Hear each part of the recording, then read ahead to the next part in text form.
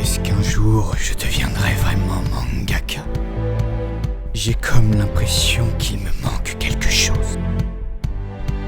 Il y a tellement de questions dont je ne détiens la réponse. Mais alors que faire? Il y a tellement de voix dans ma tête.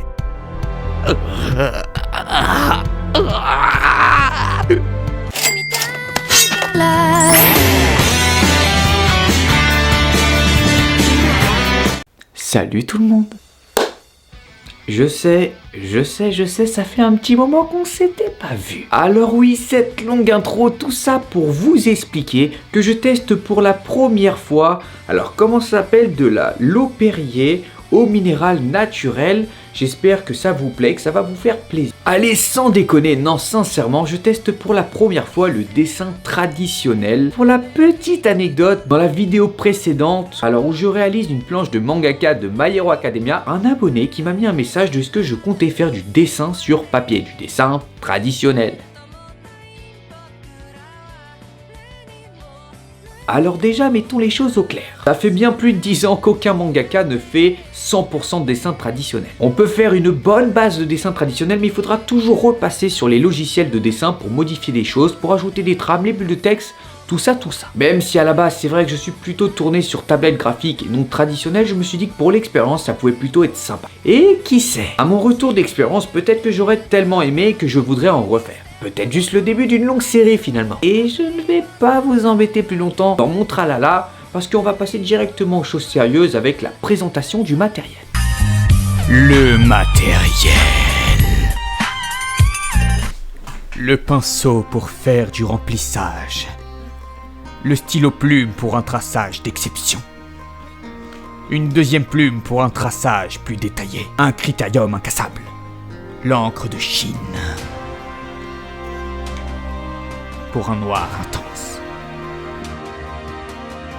Le blanco.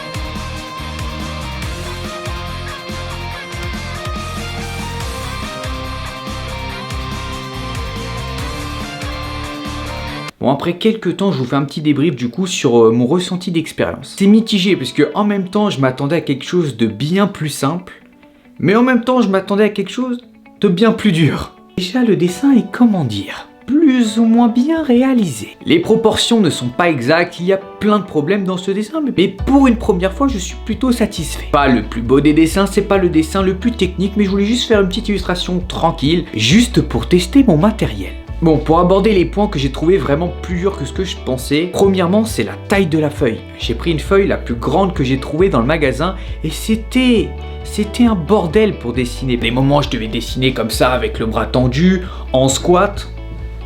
Donc ce que j'ai trouvé le plus dur finalement, ce n'est même pas spécialement la partie technique, c'est vraiment la partie matérielle. Pour réaliser cette vidéo, il m'a fallu faire un nombre de fois incalculable pour aller chercher le matériel nécessaire. Et même là, il me manquait les trames, il me manquait des règles, il me manquait vraiment de l'encre blanche, mais de la vraie encre blanche. Les plumes, je n'avais pas les plumes adaptées, mais pour les caractéristiques techniques, je ne dirais pas spécialement que c'est dur, je dirais plutôt que c'est très long et très fastidieux. J'aurais dû m'attarder plus de temps sur le croquis, parce que dans la finalité, le résultat aurait été bien mieux. Et une autre chose que j'en étais sûr que j'allais faire plusieurs fois, c'est ce qui est arrivé d'ailleurs. Éparpiller l'encre sur la copie. Vous voyez, vous faites un trait, il y a un petit amas d'encre à un endroit et tu fais avec ton coude, t'as étalé l'encre sur la copie. Mais pour vous faire une petite comparaison, je me suis dit que ça serait plutôt pas mal. Alors, le but de la vidéo n'est pas de faire un comparatif traditionnel et digital, puisque je n'ai pas le même niveau en traditionnel et digital. On peut pas comparer quelqu'un qui teste sa première fois à quelque chose qu'il fait depuis longtemps. Un peu comme nos ex.